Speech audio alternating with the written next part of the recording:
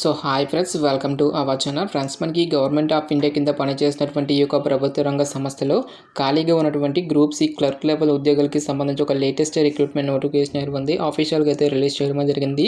ఈ యొక్క పోస్ట్కి చేరగానే మనకి 40,000కి పైగానే మనకి శాలరీ అనేది రావడం జరుగుతుంది. 12th ఆర్ ఇంటర్మీడియట్ పాస్ అయినటువంటి క్యాండిడేట్స్ అందరూ కూడా ఇక రిక్రూట్మెంట్కి అప్లై అయితే చేసుకోవచ్చు. దీంతో పాటు మనకు సొంత రాష్ట్రంలోనే పోస్టింగ్తో పాటు ఎగ్జామినేషన్స్ అనేవి కూడా కండక్ట్ అయితే చేయడం జరుగుతుంది. కాబట్టి సో ఇంట్రెస్ట్ ఎలిజిబుల్ క్యాండిడేట్స్ డెఫినెట్గా ఈ యొక్క ఆపర్చునిటీని అయితే యూటిలైజ్ అయితే చేసుకోండి. ఈ విధంగా ఇక నోటిఫికేషన్కి సంబంధించి టోటల్ డీటెయిల్స్తో పాటు అప్లికేషన్ ప్రాసెస్ కూడా చెప్తాను. కాబట్టి స్కిప్ చేయకుండా ఎండ్ వరకు చూసి అప్లికేషన్స్ అయితే సబ్మిట్ అయితే చేసుకోండి. ఫస్ట్ టైం మన ఛానల్ని విజిట్ చేసినా కనుక సబ్స్క్రైబ్ అయితే చేసుకోండి.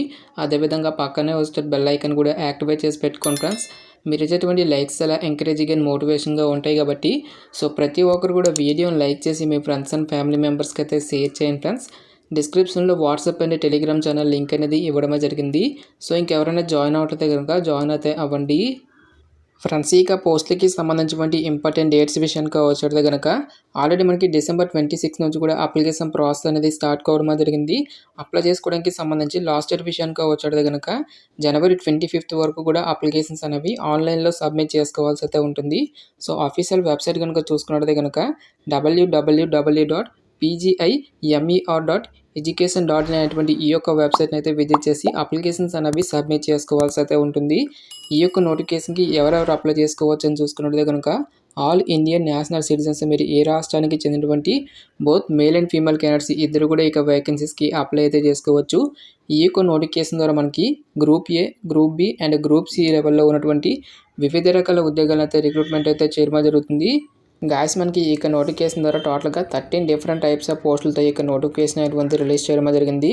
ఈ యొక్క ఉద్యోగాల్లో కొన్ని రకాల ఉద్యోగాలకి సంబంధించి ఎక్స్పీరియన్స్ అనేది అడగడం జరుగుతుంది. సో ఎటువంటి ఎక్స్పీరియన్స్ అంటూ కూడా ఏమీ కూడా ఉండాల్సినటువంటి అవసరం లేకుండా మనము అప్లై చేసుకోదగినటువంటి పోస్టుల గురించి మాత్రమే ఇక వీడియోలో డిస్కస్ అయితే చేద్దాం.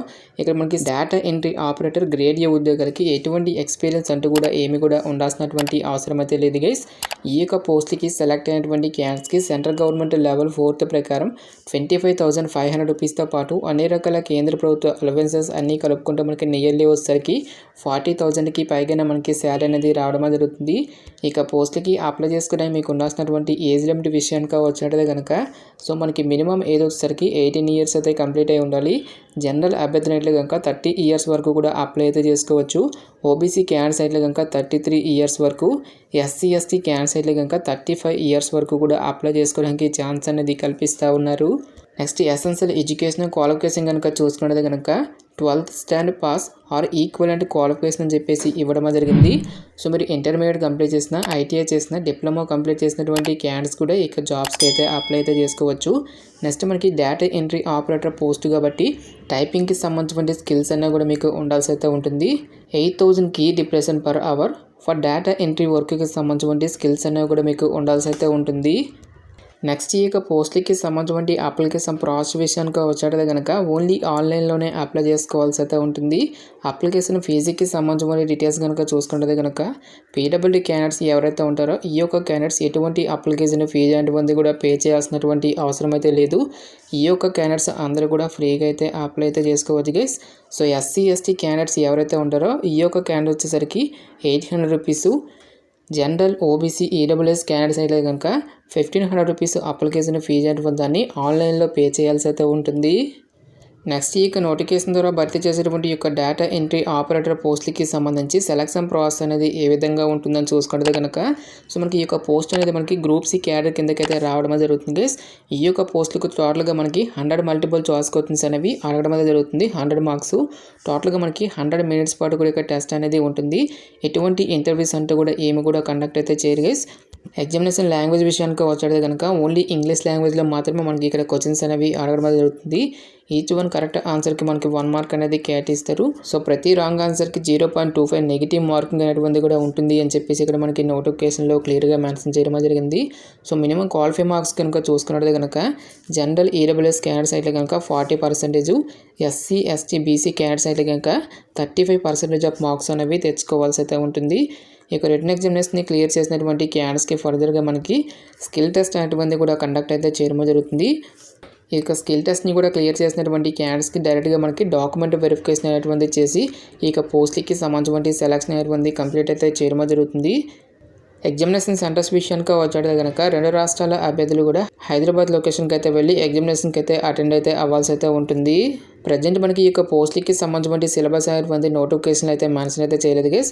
ఫర్దర్గా ఇక డీటెయిల్స్ అన్నింటినీ కూడా అఫీషియల్ వెబ్సైట్లో ఇక డీటెయిల్స్ అన్నింటినీ కూడా అప్డేట్ అయితే చేస్తామని చెప్పేసి ఇక్కడ మనకి రిక్రూట్మెంట్ నోటిఫికేషన్లో క్లియర్గా మెన్షన్ చేయడం జరిగింది. ఇక వెబ్సైట్ లింక్ అనేది కూడా డైరెక్ట్గా డిస్క్రిప్షన్లోను కామెంట్ సెక్షన్లో అయితే ప్రొవైడ్ అయితే చేస్తాను గైస్.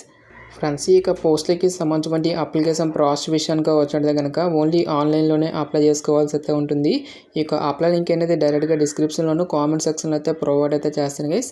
ఈ యొక్క అప్లై లింక్ మీద క్లిక్ చేసిన తర్వాత ఇంటర్ఫేస్ అనేది ఈ విధంగా రావడం జరుగుతుంది. ఈ యొక్క వెబ్సైట్లో మనకి ఇక నోటిఫికేషన్కి సంబంధించిన కంప్లీట్ ఇన్స్ట్రక్షన్తో పాటు ఫ్రీక్వెంట్లీ ఆస్క్డ్ క్వశ్చన్స్ నెక్స్ట్ మనకి ఎన్ఎక్సరీస్తో పాటు అప్లై లింక్స్ అన్నిటిని కూడా మనకి ఇక్కడ డీటెయిల్గా అయితే ఇవ్వడం జరిగింది. ఈ యొక్క వెబ్సైట్లో మనకి అకౌంట్ అనేటువంటి లేదు కాబట్టి ఫస్ట్ ఆఫ్ ఆల్ మనము రిజిస్ట్రేషన్ అనేది చేసుకోవాల్సి అయితే ఉంటుంది. ఇక్కడ మనకి 2 రిజిస్టర్ దగ్గర క్లిక్ హియర్ అని చెప్పేసి ఇవ్వడం జరిగింది. ఈ యొక్క దానిపై మీరైతే క్లిక్ అయితే చేయండి గైస్.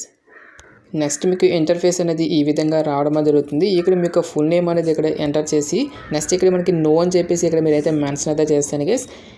నెక్స్ట్ మీకు ఏజ్కి సంబంధించిన డీటెయిల్స్ అన్ని మీరు ఇక్కడ ఫిల్ చేసిన తర్వాత మీకు జెండర్ మేల్ అయితే మేల్ అని లేదంటే ఫీమేల్ అయితే ఫీమేల్ అని చెప్పేసి ఇక్కడ మెన్షన్ చేయాల్సి అయితే ఉంటుంది. నెక్స్ట్ మీకు మొబైల్ నెంబర్తో పాటు మీకు మొబైల్ నెంబర్ అనేది మళ్ళీ కన్ఫర్మ్ చేసుకోవాల్సి అయితే ఉంటుంది.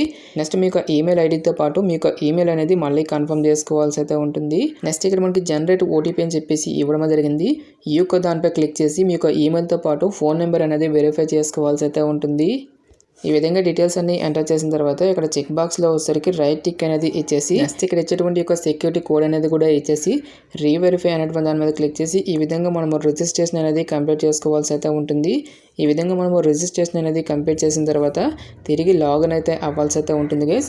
ఇక్కడ మీ యొక్క యూజర్ ఐడితో పాటు మీ యొక్క పాస్వర్డ్ అనేది ఎంటర్ చేసి ఇక్కడ ఇచ్చేటువంటి యొక్క వెరిఫికేషన్ కోడ్ అనేది కూడా ఎంటర్ చేసి లాగిన్ అయితే అవ్వాల్సి అయితే ఉంటుంది.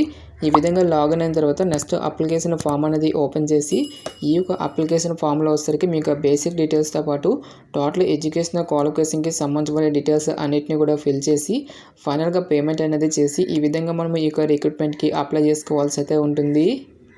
గాయస్ మనకి ఇక నోటిఫికేషన్ వచ్చేసరికి గవర్నమెంట్ ఆఫ్ ఇండియా కింద పనిచేసినటువంటి post graduate institute of medical education and research అనేటువంటి ఈ యొక్క కేంద్ర ప్రభుత్వ సంస్థ నుంచి ఆఫీషియల్గా రిలీజ్ అయినటువంటి ఈ యొక్క గ్రూప్ సి పోస్టులకి సంబంధించిన నోటిఫికేషన్ డీటెయిల్స్.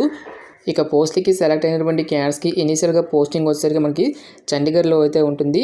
సో ఫర్దర్గా మన యొక్క సొంత రాష్ట్రాలకి కూడా ట్రాన్స్ఫర్ చేసుకునేటువంటి ఛాన్స్ అనేది ఉంటుంది కాబట్టి ఇంట్రెస్ట్ ఎలిజిబుల్ క్యాండిడేట్స్ డెఫినెట్గా అప్లికేషన్స్ అయితే సబ్మిట్ అయితే చేసుకోండి. ఇక పోస్ట్లకి సంబంధించిన లింక్స్ అన్నిటినీ కూడా వీడియో డిస్క్రిప్షన్లోనూ కామెంట్ సెక్షన్లో అయితే మెన్షన్ అయితే చేస్తాను గైస్.